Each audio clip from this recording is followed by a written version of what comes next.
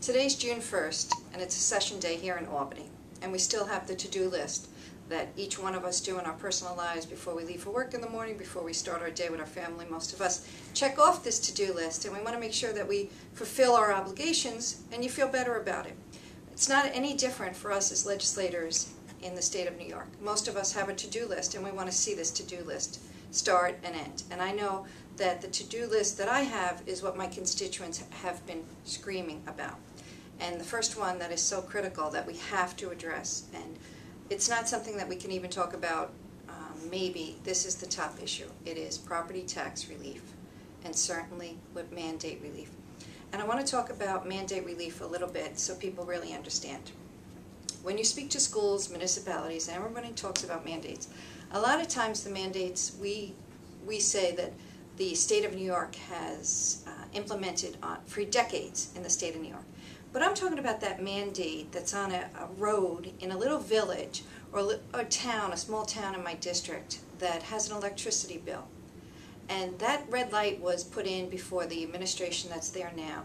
And all of a sudden they have rates that are so very high. Well, the person who's paying for those rates at that red light in a village or a town are the taxpayers.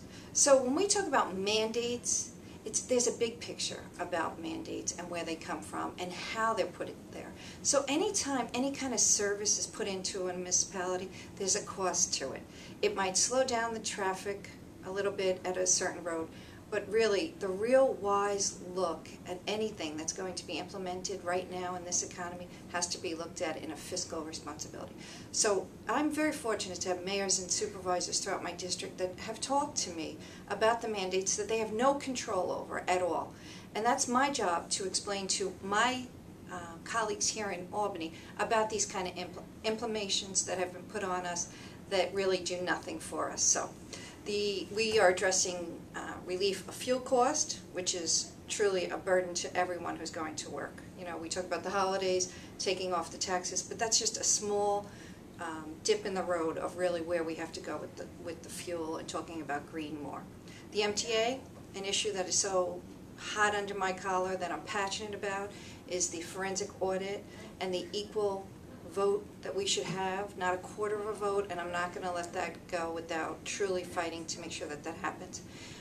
Pension reform here in the state of New York is also something critical. We've implemented Tier 5, we have to go to Tier 6, and Tier 5 is just about beginning, so we're not really seeing any great savior right now, but we will in the future, and that's what we got to continue to talk about. Ethic reform, we've seen over the years, you wake up in the morning, you turn on the news, you see the newspaper, you see, you know, scandal after scandal.